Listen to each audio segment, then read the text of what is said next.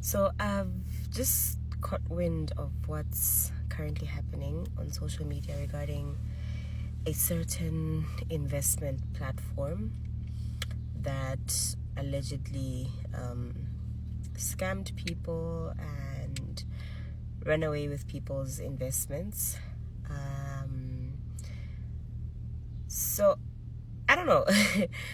Going through all the videos and the posts,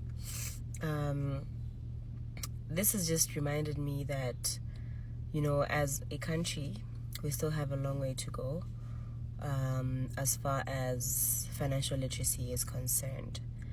And it's quite disappointing, especially because just a couple of weeks ago we had Financial Literacy Week, and actually shot a video speaking to Financial Literacy Week and the theme for the year, which was centered around essentially protecting and safeguarding your money, right?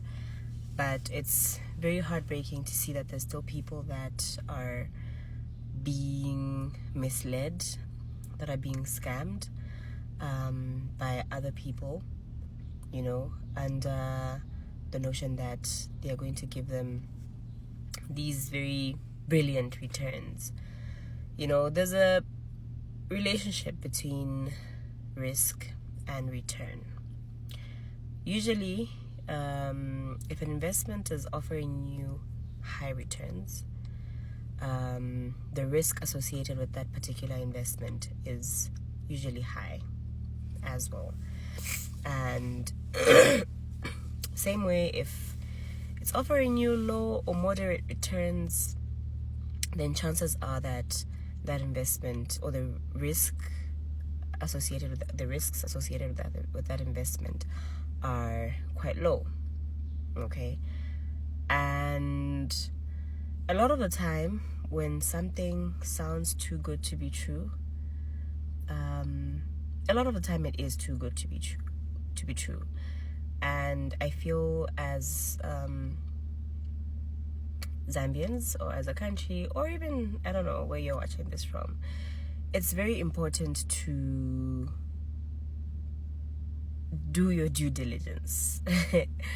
Do your due diligence. And having a physical office does not mean that an investment company is legitimate. Being a registered business does not mean that an investment company is legitimate. And there's a number of investment vehicles that we have spoken about here on this platform. And for each of these investments, you will know that, okay, this particular investment, when I put my money into this particular investment, this is where it's going. Okay? You know that if you invest in a unit trust, and that unit trust is maybe an equity fund, for example, you know that you are investing on the local stock market, right? It's clear, But if you are investing in a business or with a company that does not clearly outline what your money is being invested in, then that's a big red flag. Okay? A Ponzi scheme generally will promise you good returns, and for the first few days or weeks or whatever it is, they will fulfill their promise, right? They'll tell you, okay, if you invest 10,000 kwacha, every single day you're going to be receiving 500 kwacha. Okay, and true to story, you will receive those 500 kwachas, and what are you going to do? You're going to tell your friend about it. Oh, there's this particular investment that I've put my money in, and this is what's happening. And that friend is going to tell a friend. It's going to tell a friend. And what you don't realize is that all of you who are putting your money in that particular investment are actually paying each other. So they're going to use the money that's been invested by person B to pay person A. And person C's money is going to pay person B and A, and they will pay you up to a certain point, which is the point that we are seeing now. So don't know. It's sad to see people experience such things, and I hope that this will help open people's eyes. Such things have happened before in the past, and at this point in time, you'd believe, or you'd assume that people have learned from past experiences, and they've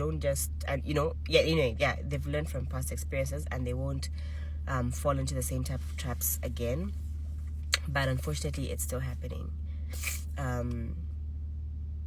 Please do your due diligence, do your research. We have different bodies that regulate different investments here in Zambia. We have the Securities and Exchange Commission, we have the Bank of Zambia, we have the Pensions and Insurance Authority.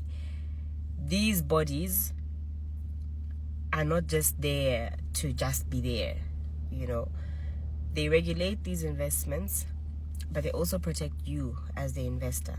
In a case where you are working with a company that is not regulated, where are you gonna go?